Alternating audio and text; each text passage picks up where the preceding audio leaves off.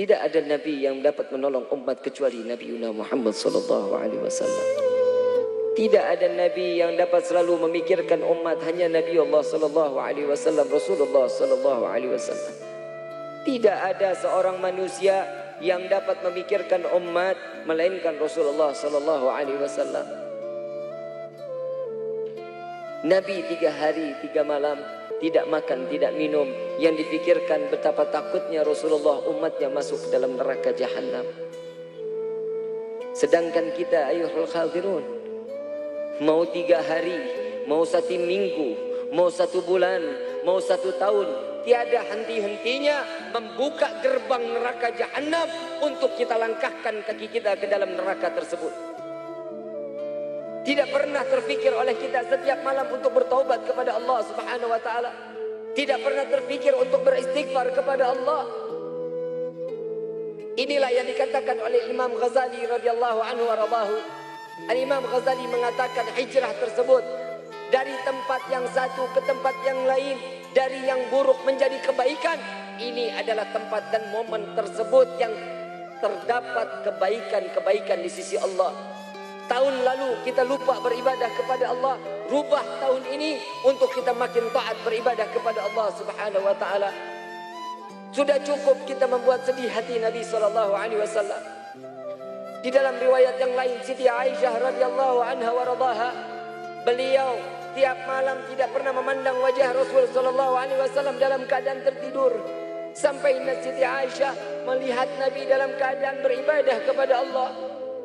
Siti Aisyah mendekati Nabi, bertanya kepada Nabi, "Ya Rasulullah, apa yang kau lakukan sehingga setiap malam aku tidak pernah memandangmu dalam keadaan tertidur atau terpejam matamu, ya Rasulullah?" Apa jawaban Rasulullah? "Ya Aisyah, apabila aku menjamkan mataku, siapa yang akan menangisi umatku agar mereka terselamatkan dari api neraka Jahannam? Setiap malam aku harus menggelar daripada sorbanku, ya Aisyah.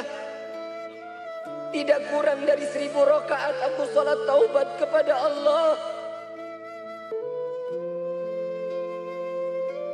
Aku khawatir tatkala umatku dia lupa saat dalam keadaan sakratul maut, dia lupa bertaubat kepada Allah. Aku mengharap kepada Allah agar salat taubatku ini dapat menambah daripada taubat umatku." Setiap malam Nabi 1000 rakaat salat taubat untuk umatnya. Pernahkah kita berterima kasih kepada Sayyidina Muhammad?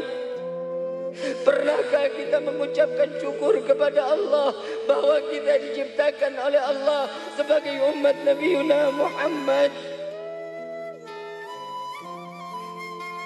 Jangan sampai apa yang dikatakan oleh Nabi, umatku di akhir zaman kelak, paginya dia beriman, malam dia kufur kepada Allah.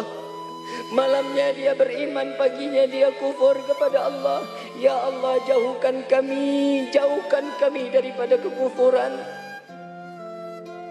Ayuhal khadirun jamaah rahimakumullah. Perjuangan Nabi tidak terhenti sampai semasa hidupnya. Bahkan sampai meninggalnya Nabi SAW yang diingat adalah umat. Sudah pernah kita menjawab panggilan Rasulullah? Saat sakratul maut Nabi mengatakan ummati, ummati, ummati. Dengan penuh kasih sayang Nabi memanggil umat. Pernah kita menjawab labbaik ya Rasulullah, labbaik ya Rasulullah, labbaik ya Rasulullah. Tidak ada lisan lagi yang dapat menjawab dari perkataan Nabi Muhammad.